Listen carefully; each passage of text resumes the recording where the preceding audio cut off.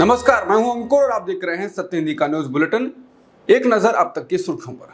शिवराज सिंह चौहान पिछले कुछ सालों में ऐसी राजनीति कर रहे थे जिससे दिख रहा था कि वो अगले मोदी बनना चाहते हैं। अपनी राजनीति से अलग राजनीति करने में शिवराज लगे हुए थे।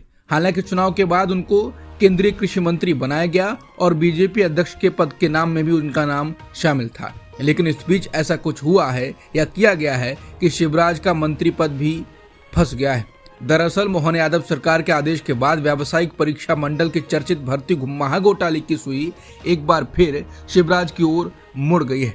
विपक्ष ने उनके इस्तीफे की मांग भी तेज कर दी है। मोहन यादव द्वारा बुने गए जाल में उनकी अपनी कैबिनेट में डिप्टी सीएम जगदीश देवड़ा भी फंस गए हैं। मोहन यादव सरकार ने शिवराज सरकार के कार्यकाल में व्यावसायिक परीक्षा मंडल परीक्षा के माध्यम से परिवहन विभाग में हुई 45 कांस्टेबल्स की नियुक्तियों को रद्द करने का आदेश दिया है। सरकार के फैसले से परिवहन महकमे के साथ राज्य की राजनीति भी गर्मा उठी है। राज्य के परिवहन विभाग ने सप्ताह भर पहले 19 सितंबर 2024 को परिवहन आयुक्त को 4.25 लाइनों की एक चिट्ठी लिखी थी। हालांकि मध्य प्रदेश सरकार के परिवहन विभाग के गोलमोल खत से कुछ साफ नहीं हो पाया। परिवहन आयुक्त डीपी गुप्ता ने बुधवार 25 सितंबर को जब परिवहन आरक्षकों की नियुक्ति रद्द करने का आदेश निकाला तो पूरा माजरा सामने आ गया। बहुचर्चित व्यापम घोटाले में 12 साल बाद बड़ी कार्रवाई हुई। मोहन यादव सरकार ने नियुक्तियां रद्द करने का फैसला सुप्रीम कोर्ट के आदेश पर लिया। बता दें, एक याचिका पर सुप्रीम कोर्ट ने मध्य प्रदेश की सरकार और सीबीआई को नोटिस देते हुए जवाब मांगे हैं। ताजा सरकारी आदेश के बाद मध्य प्रदेश कांग्रेस परिवहन आयुक्त डीपी गुप्ता ने बुधवार 25 सितंबर को जब परिवहन आरक्षकों की नियुक्ति रद्द करने का आदेश निकाला तो पूरा माजरा सामने आ गया। बहुचर्चित व्यापम घोटाले में 12 साल बाद बड़ी कार्रवाई हुई। मोहन यादव सरकार ने नियुक्तियां रद्द करने का फैसला सुप्रीम कोर्ट के आदेश पर लिया। बता दें, एक याचिका पर सुप्रीम कोर्ट ने मध्य प्रदेश की सरकार और सीबीआई को नोटिस देते हुए जवाब मांगे हैं। ताजा सरकारी आदेश के बाद मध्य प्रदेश कांग्रेस के पूर्व अध्यक्ष और के मिश्रा पुनः हमलावर हो गए हैं। के मिश्रा ने सत्य हिंदी से कहा कि लंबे वक्त से वो सच के लिए लड़ रहे हैं।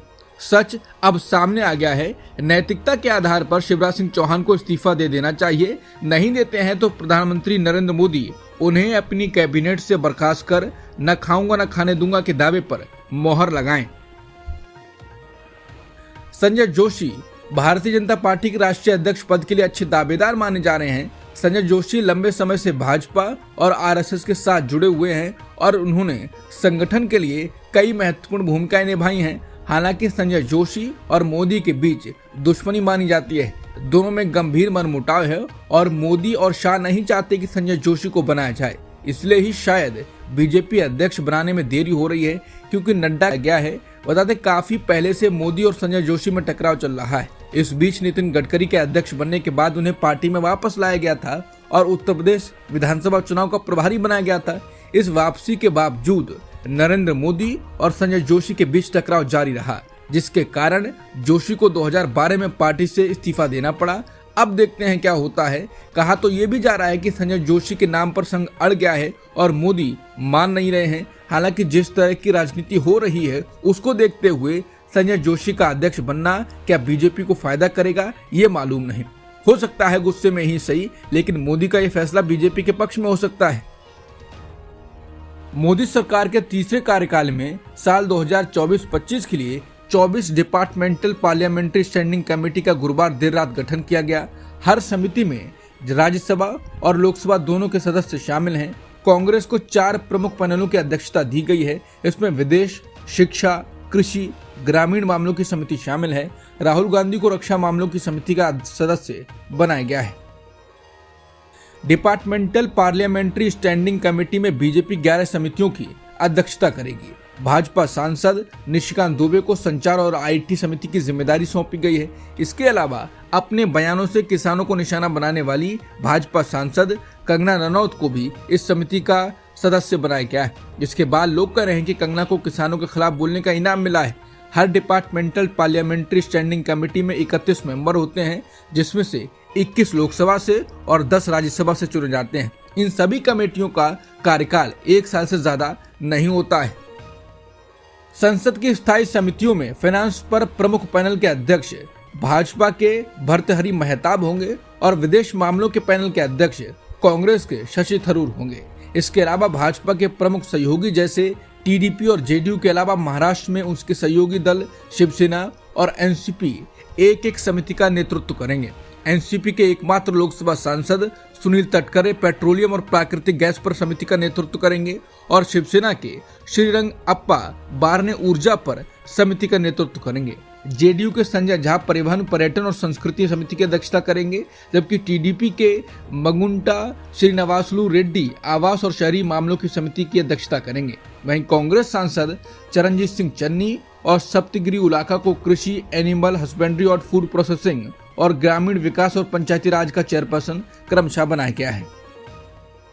एनसीपी एसपी की नेता सुप्रिया सुले ने गुरुवार को एक सुझाव देते हुए कहा कि प्रधानमंत्री मोदी को वर्चुअल तरीके से पुणे मेट्रो के नए चरण का उद्घाटन करना चाहिए। एनसीपी नेता ने कहा कि प्रधानमंत्री पहले भी 5 बार इसी प्रोजेक्ट का उद्घाटन कर चुके हैं। उन्होंने गृहमंत्री शाह के हालिया 2 दिवसीय महाराष्ट्र दौरे पर भी निशाना साधा। सुप्रिया सुले ने अमित शाह की बीजेपी और एनडीए गठबंधन के नेताओं से मुलाकात को अजीब और दिलचस्प बताया। एनसीपी नेता के मुताबिक इन नेताओं का ध्यान विकास की तरफ नहीं बल्कि उनके पिता शरद पवार, शिवसेना उद्धव गुट नेता उद्धव ठाकरे को खत्म करने का है। वहीं गुरुवार को पुणे में पीएम मोदी की होने वाली रैली को भारी बारिश की वजह से रद्द करना पड़ा। लोकसभा में विपक्ष के नेता राहुल गांधी आज जम्मू कश्मीर में चुनाव प्रचार करेंगे। गांधी सबसे पहले सामा जिले के रामगढ़ में एक सार्वजनिक रैली को संबोधित करेंगे और उसके बाद जम्मू के चाम चले जाएंगे, जहां वो एक अन्य रैली को संबोधित करेंगे। जम्मू कश्मीर विधानसभा चुनाव का तीसरा और अंतिम चरण 1 अक्टूबर को होगा। इसके अलावा आज अमित शाह हरियाणा में हैं, वो रेवाड़ी विधानसभा क्षेत्र में एक रैली को संबोधित करेंगे। इसके अलावा मुलाना विधानसभा में और लाडवा विधानसभा सीट पर एक रैली को संबोधित करेंगे। हरियाणा में सीएम पद पर अपनी दावेदारी ठोक रहे अनिल विज ने अब शैलजा के हवाले से कांग्रेस पर निशाना साधा। उन्होंने कहा कि बिल्कुल साफ है, बीजेपी हरियाणा में अपने दम पर सरकार बनाने जा रही है। उन्होंने कहा कि जब चुनाव शुरू हुए थे तब कांग्रेस हाईकमान ने कहा था कि वो किसी को भी मुख्यमंत्री बना देंगे, लेकिन अब वो हर दिन एक नया नाम पेश करते हैं क्योंकि वो घबराए हुए हैं। अनिल विज ने कहा कि कुमारी शैलजा केवल वहां प्रचार करने गईं जहां से उनका उम्मीदवार चुनाव लड़ रहा है, लेकिन उन्होंने हिसार में मंच साझा नहीं किया। उनकी लड़ाई जारी है। कुमारी शैलजा के खिलाफ की गई जातिवादी टिप्पणी को कोई बर्दाश्त नहीं करेगा। फुमियो किशिदा के बाद जापान के अगले प्रधानमंत्री के नाम पर मोहर लग गई है। रॉयटर्स की रिपोर्ट के मुताबिक देश के पूर्व रक्षा मंत्री शिगेरू इशिबा देश के नए प्रधानमंत्री होंगे। शुक्रवार को जापान की सत्ताधारी लिबरल डेमोक्रेटिक पार्टी और देश का नेतृत्व करने के लिए शिगेरू इशिबा को चुना गया। इजरायल ने गुरुवार को दक्षिणी लेबनान पर एयर स्ट्राइक की। इस एयर स्ट्राइक में हिजबुल्लाह की ड्रोन यूनिट के कमांडर मोहम्मद सरूर की मौत हो गई है। इजरायली अधिकारियों ने सरूर की मौत की पुष्टि की है। इजरायल के प्रधानमंत्री बेन्यामिन नेतन्याहू ने इजरायली सेना को पूरी ताकत के साथ हिजबुल्लाह पर हमला करने को कहा है। हालांकि अमेरिका सहित इजरायल के दूसरे करीबी देशों ने युद्ध विराम का आग्रह किया है। वहीं लेबनान के स्वास्थ्य मंत्रालय का कहना है कि गुरुवार को हुए इजरायली हवाई हमले में कम से कम 92 लोगों की जान गई है। अंसारुल्लाह नेता अब्दुल मलिक अल हुती का कहना है कि यमनी ग्रुप इजरायल के हमलों के खिलाफ लेबनान और हिजबुल्लाह का समर्थन करने में संकोच नहीं करेगा।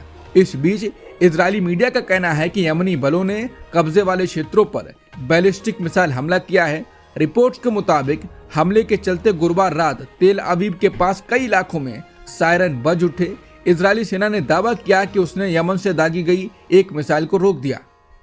अब तक की सुर्खियों में इतना ही। बाकी खबरों के लिए बने रहिए सत्यहिंदी.com के साथ।